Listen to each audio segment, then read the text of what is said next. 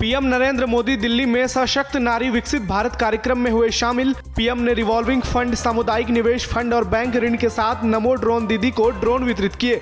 इस दौरान पीएम ने नमो ड्रोन दीदियों द्वारा कृषि ड्रोन की प्रदर्शनी भी देखी। सशक्त नारी विकसित भारत कार्यक्रम में पीएम मोदी का बड़ा बयान। पीएम मोदी ने कहा कि मैं देश की हर महिलाओं को यह विश्वास दिलाता हूं कि हमारा तीसरा कार्यकाल नारी शक्ति के उत्कर्ष का नया अध्याय लिखेगा। कार्यक्रम में केंद्रीय मंत्री गिरिराज सिंह भी मौजूद रहे। देश की हर माता, बहन, बेटी को ये विश्वास दिलाता हूं कि हमारा तीसरा कार्यकाल नारी शक्ति के उत्कर्ष का नया अध्याय लिखेगा।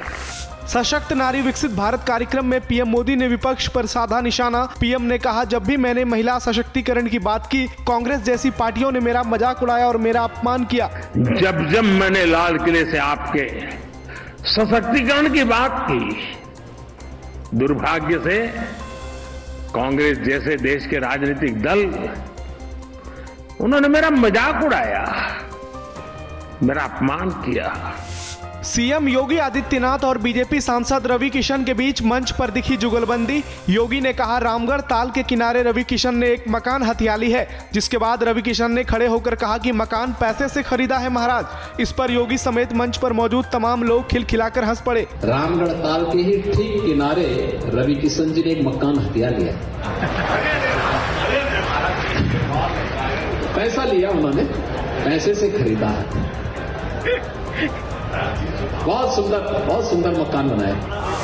लखनऊ में एनडीए के 10 एमएलसी उम्मीदवारों ने दाखिल किया नामांकन। इस दौरान सीएम योगी, deputy CM Brajesh Pathak, BJP अध्यक्ष भूपेंद्र चौधरी, ओम प्रकाश राजभर सहित कई बड़े नेता मौजूद रहे। एनडीए के 10 में से 7 उम्मीदवार बीजेपी के और 3 गठबंधन दलों से हैं। यूपी एमएलसी चुनाव पर प्रदेश के डिप्टी सीएम केशव प्रसाद मौर्य ने कहा कि एनडीए के 10 प्रत्याशी चुनाव मैदान में हैं और सभी बड़े अंतर से जीत दर्ज करेंगे। सपा द्वारा अब तक एमएलसी चुनाव के लिए प्रत्याशियों की घोषणा न करने पर केशव मौर्य ने कहा कि समाजवादी पार्टी अब समाप्तवादी पार्टी हो गई है। बड़े अंतर से विजय प्राप्त करेंगे और उच्च सदन के सदस्य बनेंगे। मैं अग्रिम रूप से सभी आज जिन लोगों ने नामांकन कराया उनको बधाई देता हूँ। समाजवादी पार्टी समाप्तवादी पार्टी। यूपी विधान परिषद चुनाव से पहले डिप्टी सीएम ब्रजेश पाठक ने भरा जीत का दम। ब्रजेश पाठक ने कहा, यह तय है कि हम चुनाव जीतेंगे।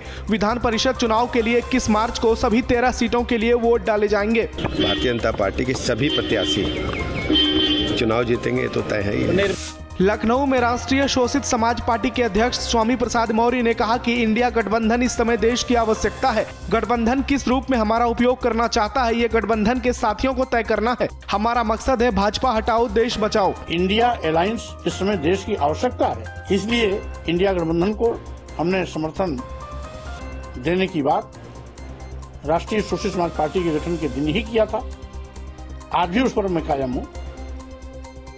अब इंडिया अलायंस किस रूप में हमारा उपयोग करना चाहती है, इसको गठबंधन के साथियों को तय करना है। पूर्व डिप्टी सीएम दिनेश शर्मा ने अखिलेश यादव पर निशाना साधते हुए कहा कि वो सरकार याद करें जब कार सेवकों द्वारा जय श्री राम बोलने पर गोलियां चलवा दी गई थी और जेल में डाल दिया गया था। वहीं दूसरी ओर कांग्रेस सरकार में इमरजेंसी के समय लोगों को पकड़कर नसबंदी करवाई जा रही थी। असली डिक्टेटरशिप उस समय हुई थी।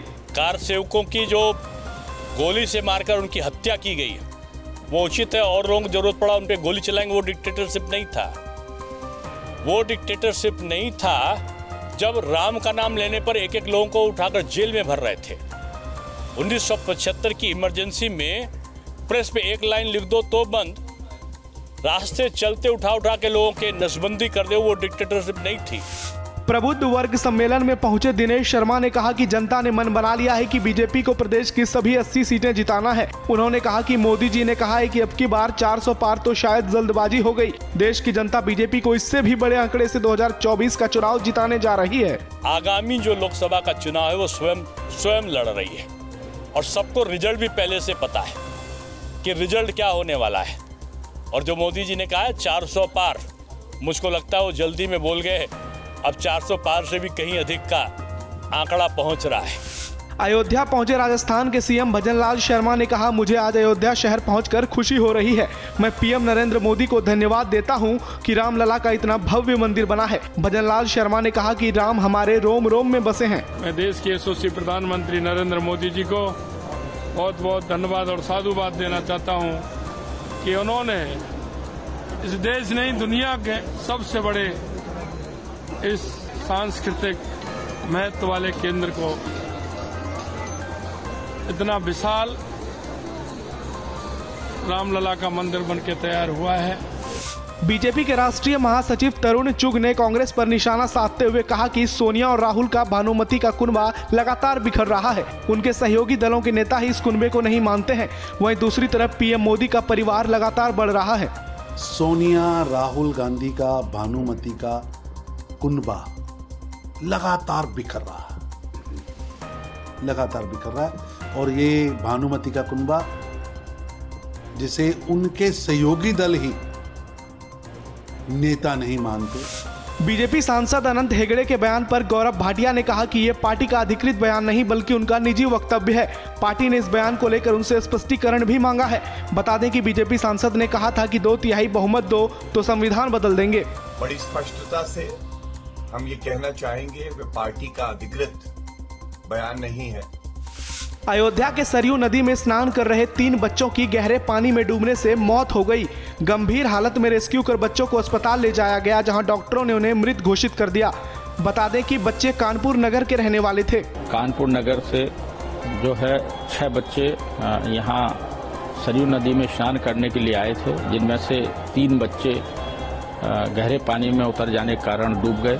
इनको रेस्क्यू करके अस्पताल में लाया गया, जहां डॉक्टरों द्वारा इन्हें मृत घोषित कर दिया गया है। झांसी में अवैध शराब ठिकानों पर छापेमारी के दौरान हैंडपंप से पानी की जगह शराब निकलने से पुलिस वाले भी हुए हैरान। पुलिस और आबकारी विभाग ने 600 लीटर अवैध शराब बरामद की। इस दौरान पुलिस ने 3000 लीटर लहन नष्ट करते हुए 2 महिला आरोपियों को गिरफ्तार किया। 500 लीटर शराब बरामद की गई और 3000 किलोग्राम लहन नष्ट मौके पर कराया गया। 2 अभियुक्तों को गिरफ्तार कर और आबकारी अधिनियम की 16 धारा के अंतर्गत जो है अग्रिम कार्रवाई की जा रही है। अभियोग पंजीकृत है।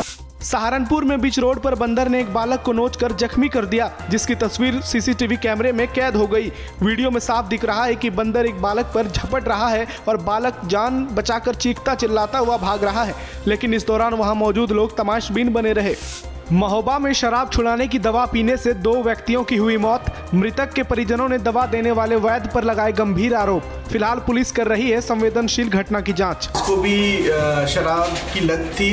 मृतक का नाम था रोहित और चूंकि ये पास में बुढ़ेरे आया था अपनी शादी के सिलसिले में, तो इसको भी कोई ऐसी दवाई पिलाई गई वैद्य के पास में, तो ये भी ब्रॉड डेड आया यहाँ पे। प्रयागराज के कंपनी बाग आजाद पार्क में फूलों की प्रदर्शनी शुरू हो गई है। इस प्रदर्शनी में सैकड़ों तरह के फूलों को शामिल किया गया है, जिसे देखने के लिए लोगों की भारी भीड़ उमड़ रही है। यहाँ अनेकों तरह के फूलों को देखकर स्थानीय लोग भी आश्चर्यचकित हैं।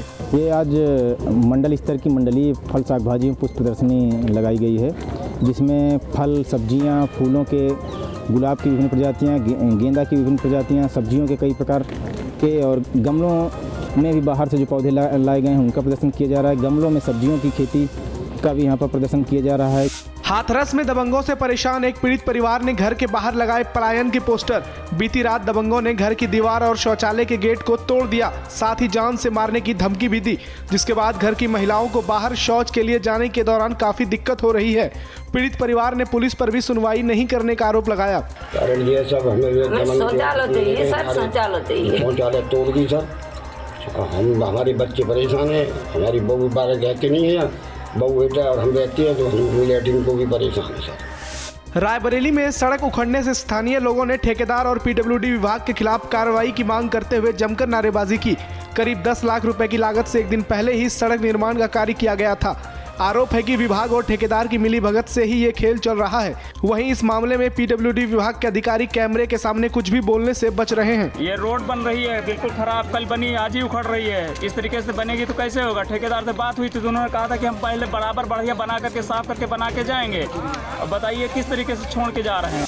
मुरादाबाद में महाशिवरात्रि के दिन कट्टू के आटे खाने से 70 से ज्यादा लोगों की हालत बिगड़ गई, जिसके बाद कुछ लोगों को जिला सरकारी अस्पताल और कुछ को निजी अस्पताल में भर्ती कराया गया।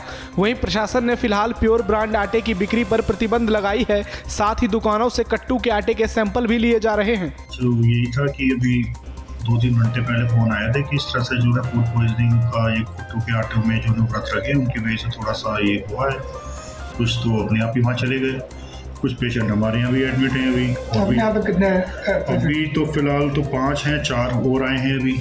औरैया में एक लड़की द्वारा सरकारी जीप के बोनेट पर बैठकर बनाया गया रील सोशल मीडिया पर वायरल हो गया। वीडियो वायरल होने के बाद पुलिस विभाग में हड़कंप मच गया, जिसके बाद पुलिस ने गाड़ी चलाने वाले पुलिसकर्मी को लाइन हाजिर कर दिया और युवती और उसके परिजनों को सख्त हिदायत दे दी। खाली गाड़ी को देख करके युवती द्वारा वाहन पर अपना रील बना करके सोशल मीडिया पर वायरल कर दिया गया। इस संबंध में युवती के परिजनों को बुला करके सख्त हिदायत दे दी गई है। सीतामढ़ी से प्रयागराज जा रही कार को ट्रक ने मारी जोरदार टक्कर, जिसमें 6 लोगों की मौत हो गई। मरने वालों में 4 पुरुष और 2 महिलाएं शामिल हैं। कार सवार परिजन युवक की शादी के लिए लड़की देखने जा रहे थे।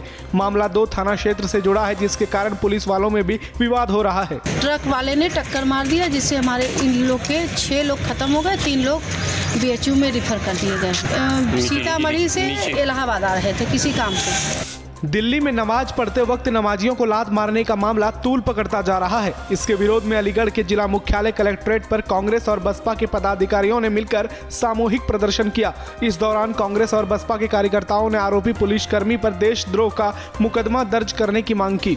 ये दिल्ली में जो दुर्घटना हुई, जो जुम्मे की नमाज पढ़ रहे थे लोग, उनको जूतों से जो मारा पुलिस अफसर ने, पूरे देश में गुस्सा है और ये रोकना चाहिए। अगर सरकार नहीं रोकती तो इसके परिणाम अच्छे नहीं होंगे। इस तरह का घटना चाहे वो मस्जिद वाले के साथ हो, चाहे वो मंदिर वाले के साथ हो, चाहे वो गुरुद्वारे वाले के साथ हो, अगर उनको उसके मुताबिक मुकम्मल सजा मिल जाए तो दोबारा किसी की हिम्मत नहीं होगी ऐसे घटना अंजाम देने की। वाराणसी में एक हेलमेट दुकानदार हेलमेट पर प्रभु श्री राम का चित्र और जय श्री राम लिखकर हेलमेट बेच रहा है, जो लोगों के आकर्षण का केंद्र बन गया है। हेलमेट खरीदने आ रहे लोगों में भी इसे लेकर काफी उत्साह देखने को मिल रहा है। हम आए थे यहाँ नॉर्मल हेलमेट लेने, लेकिन हमने देखा ये श्री राम हेलमेट जिससे भगवान राम का फोटो इंगित है, तो ये हमें पसंद आया। हम धर्म से काफ़ी जुड़े हुए हैं तो हमें बहुत अच्छा लगा, इस कारण हम इस हेलमेट को पसंद किए और इसे पहनेंगे। उत्तर प्रदेश की हर खबर से अपडेट रहने के लिए श्रेष्ठ यूपी को करें सब्सक्राइब, बेल आइकन दबाएं और देखते रहें श्रेष्ठ यूपी।